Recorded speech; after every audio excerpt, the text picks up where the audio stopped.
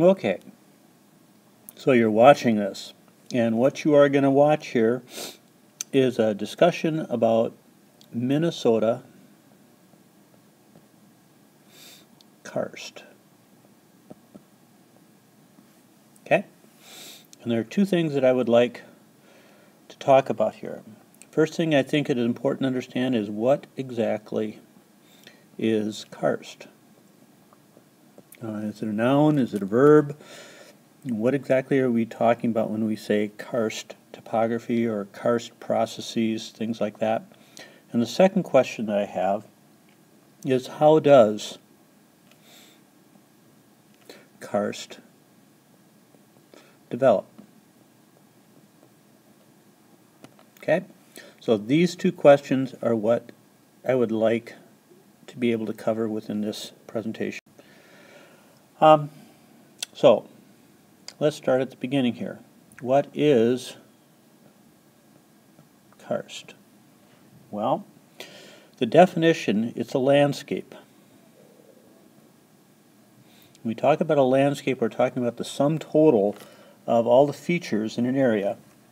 It's a landscape that is largely shaped. Okay, so when we talk about the dominant geologic process here, it's shaped by the dissolving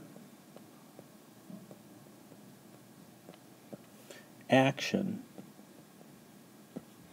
of water on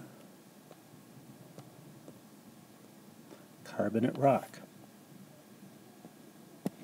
That's probably as good a definition about karst that I can give you here. It's the landscape that is largely shaped by the dissolving action of water on carbonate rock. This is a chemical form of weathering, and the piece that we need a carbonate rock, we talked yesterday that this is either limestone or something called dolostone. Okay, and if you think of that, where in Minnesota find that? I showed you this diagram also, and this is a color version. You have a black and white version that you could be looking at in your book. This is the color you need to key off of. Carbonate rock is under all of the colored area, but an active karst area needs a very thin sediment cover for it to be able to work. And so in this very much of the southeast corner of the state, this is where we find the active karst area.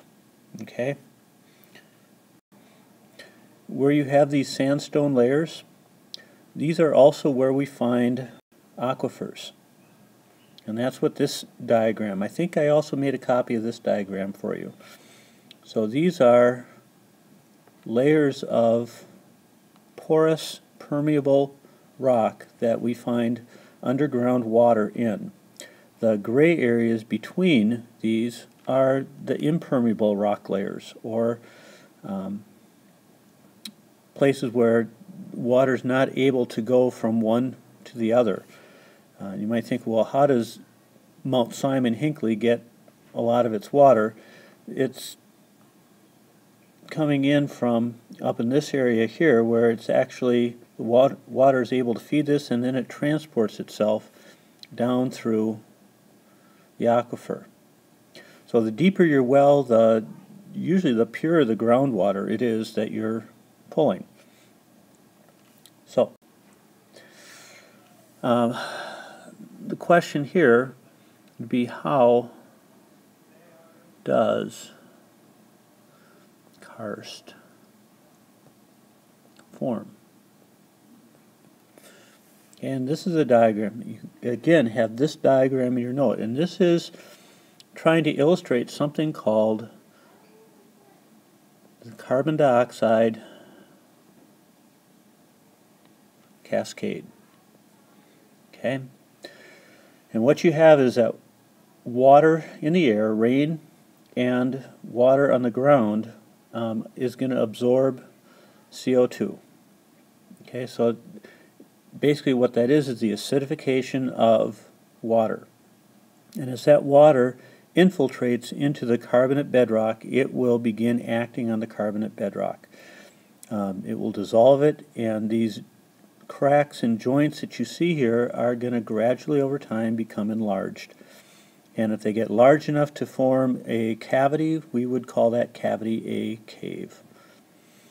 But that's a very simplified version of that. If you want a little bit longer, here is the steps of what we call the carbon dioxide cascade. What you can do is you can pause the video here and actually read through what each of these steps are. And that might give you a pretty good understanding. This is as good an explanation as I could find for you.